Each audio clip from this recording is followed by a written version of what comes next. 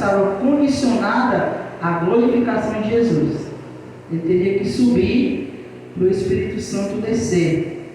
O segundo texto, que fica mais claro e evidente, é em João capítulo 16, versículo 7. Todavia digo-vos a verdade, que convém que eu vá, porque se eu não for, o Consolador não virá. Porém, se eu for, eu o enviarei. Então, a descida do Espírito Santo está condicionada à subida de Jesus ao céu. No versículo 4, ele vai falar sobre a promessa do Pai, do qual disse ele: de mim ouvistes. E a grande pergunta é: que promessa é essa? Que promessa do Pai é essa? Que ele mandou que os discípulos aguardassem em Jerusalém. Você vai perceber que quando Pentecostes acontece e o Espírito Santo é derramado, Pedro interpreta esse ato como cumprimento da promessa, conforme disse o profeta Joel, lá em seu livro, em Joel capítulo 2, versículos 28 e 29, que ele disse: e derramarei o meu Espírito sobre toda a carne, vossos filhos e filhas profetizarão, vossos velhos sonharão, e vossos jovens terão visões, e sobre todos os servos e servas derramarei o meu Espírito.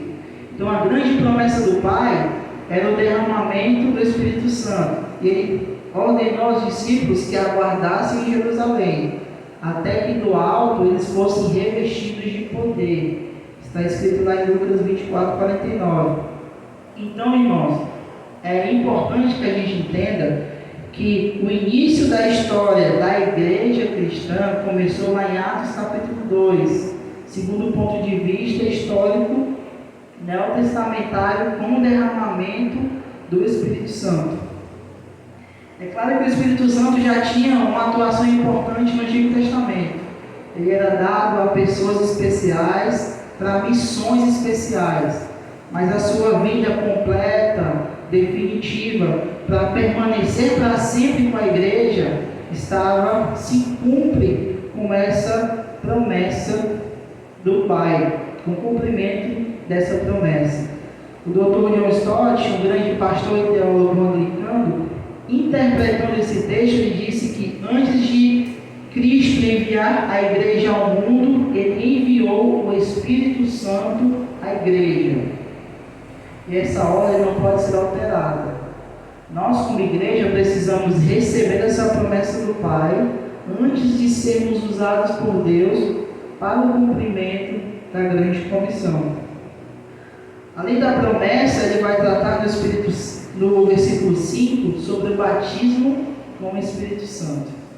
Ele vai dizer que, porque João, na verdade, batizou com água, mas vós sereis batizados com o Espírito Santo não muito depois desses dias. Esse é um dos assuntos mais polêmicos dentro da igreja evangélica, porque há várias interpretações, há vários pontos e visões de pensamentos, mas a verdade única e exclusiva é que o batismo com o Espírito Santo está ligado à questão da salvação, unicamente. Todo aquele que é salvo, ele é batizado pelo Espírito Santo no corpo de Cristo. Ele recebe o Espírito Santo, ele é selado pelo Espírito Santo. Ninguém pode dizer Senhor Jesus a não ser pela obra do Espírito Santo. É impossível que alguém creia em Jesus sem a obra do Espírito Santo. É impossível que alguém seja crente sem ser habitado pelo Espírito Santo. É impossível que alguém faça parte da igreja de Deus sem ter sido batizado pelo Espírito no corpo de Cristo. Então, é evidente que todos os cristãos têm o Espírito Santo. É impossível você ser salvo e você ser crente sem ter ou sem ser habitado pelo Espírito Santo. Também nessa verdade está embutido aqui o revestimento de poder. Ele vai dizer, Jesus disse para os discípulos: permanecer na cidade até que do alto sejam revestidos de poder. Por isso que dentro da teologia neotestamentária, se usa o termo enchei-vos do Espírito Santo. Porque uma coisa é você ter o Espírito Santo, outra coisa é você ser cheio do Espírito Santo. E você sabe disso, não precisa de nenhum especialista para dizer que nem todos os crentes que são habitados pelo Espírito são cheios do Espírito Santo. Quando você é cheio, você sabe que você está. E as pessoas ao seu redor saberão que você está. Porque há evidências, porque há provas incontestáveis desse revestimento de poder. E Jesus está aqui tratando dessa questão, retomando as palavras de João Batista, que disse: eu vos batizo com água, mas aquele que vem depois de mim é mais poderoso do que eu, e vos batizará com o Espírito Santo e com fogo. E Jesus ensina para nós a questão e a necessidade desse revestimento. E a pergunta, irmãos, para nós como igreja, é você que tem o Espírito Santo, que é habitado pelo Espírito Santo, está cheio do Espírito Santo? Será que estamos transbordando desse poder? Será que as pessoas têm visto essas provas incontestáveis, essas evidências, que nós estamos cheios do Espírito Santo? A gente precisa ter um cuidado e refletir sobre essa questão. Nos versículos 6 e 7, Jesus vai falar sobre a natureza do reino. Mas é necessário, irmãos, que nós pensemos nessa questão do Espírito Santo, porque ser cheio do Espírito Santo não é uma opção, ela é uma ordem. Ser cheio do Espírito Santo é o normal. O anormal é nós abrirmos a boca e dizer que somos igreja, que somos parte do corpo de Cristo e não estamos cheios do Espírito Santo. A gente precisa entender a necessidade desse revestimento de poder. Nos versículos 6 e 7, ele vai falar da natureza do reino. É interessante que os discípulos perguntam se este é o tempo que ele vai restaurar o reino de Israel. E Jesus fala para ele: não nos compete saber. Eu acho que você percebe que os discípulos até então não tinham noção do que era o reino de Deus. Eles achavam que poderia ser um reino político, um reino terreno, um reino geográfico. Por isso que muitas das vezes eles tentaram transformar Jesus em rei.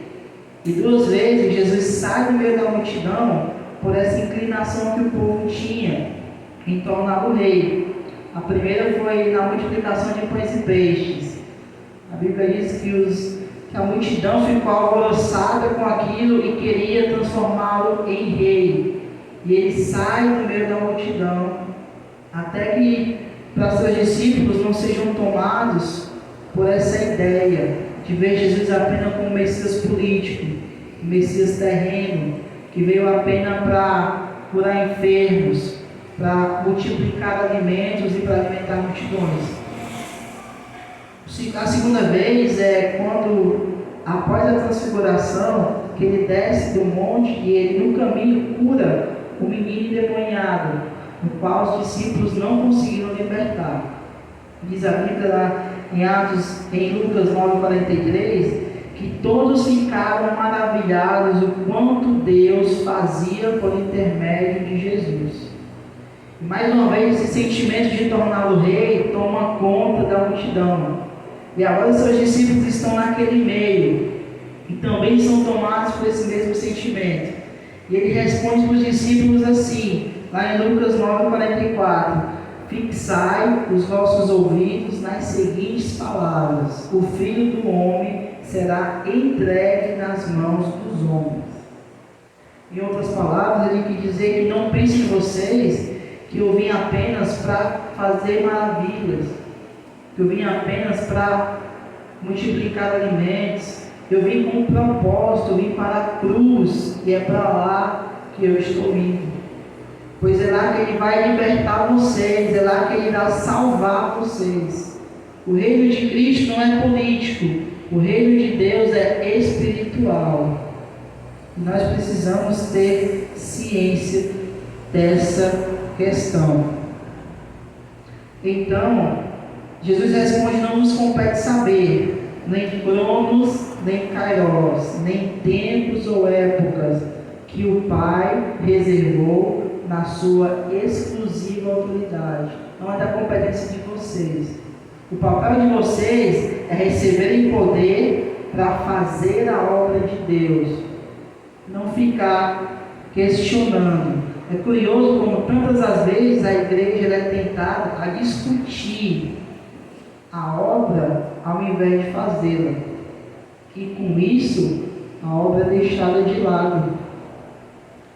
Nós não fomos chamados para discutir